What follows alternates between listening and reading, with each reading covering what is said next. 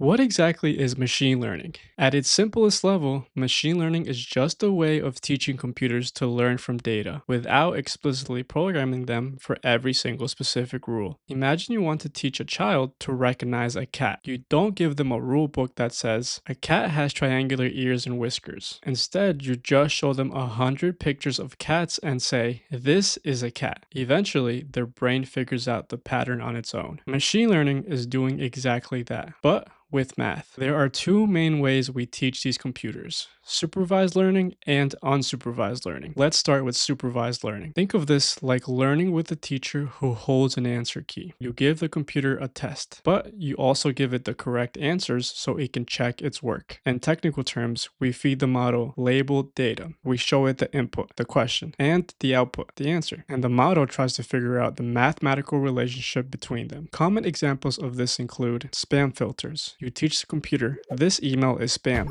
or this email is safe. Medical diagnosis. You show it an x-ray and say, this is a fracture, or this is healthy. Price prediction. Predicting how much a house costs. Let's walk through the house price example step by step. Step 1 is the data. Imagine we have a spreadsheet of 1,000 houses. We have two columns: square footage, the input, and sold price, the label, also known as the output.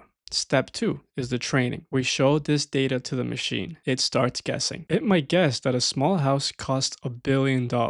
Obviously, that's wrong. It checks the answer key, sees the error, and adjusts its internal math to get closer to the real price. It does this thousands of times. Step 3 is the prediction. Once trained, we give it a brand new house it has never seen before. We give it just the square footage without the price. Because it learned the pattern from the other houses, it can accurately predict the price for us. Now let's talk about unsupervised learning. This is like throwing a student into a library full of books written in a language they don't speak, with no teacher and no dictionary. In this case, we give the computer data that has no labels and no answer key. We just dump the raw data in and ask the computer, find the hidden instruction or patterns in this mess. Examples of this include anomaly detection, finding credit card fraud by spotting weird spending habits; genetics, grouping people with similar DNA traits; customer segmentation, grouping customers based on what they buy. Let's walk through the customer segmentation example. Step 1 is the data. Imagine an online clothing store has data on 10,000 shoppers. We know what they bought and how much they spent,